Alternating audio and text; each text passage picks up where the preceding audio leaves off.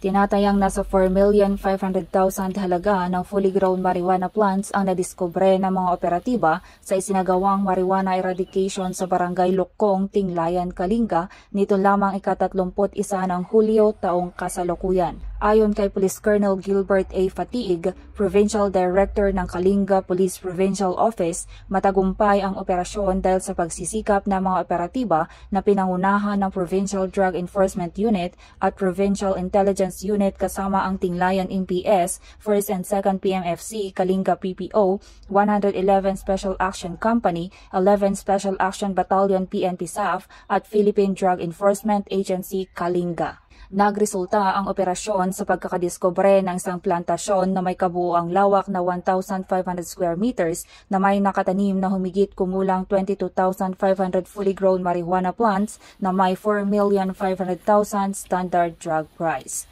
Bagamat walang nahuling cultivator, binunot at sinunog ng mga operatiba ang nadiskubreng marijuana plant sa mismong lugar ng taniman at kumuha ng sapat na sample upang isumite sa Kalinga Provincial Forensic Unit para sa qualitative test. Ang matagumpay na operasyon ay patunay na ang kapulisan ng Kalinga ay patuloy sa pagpapaigting ng kanilang kampanya kontra ilegal na droga alinsunod sa mga prioridad ng kasalukuyang administrasyon tungo sa isang bagong Pilipinas.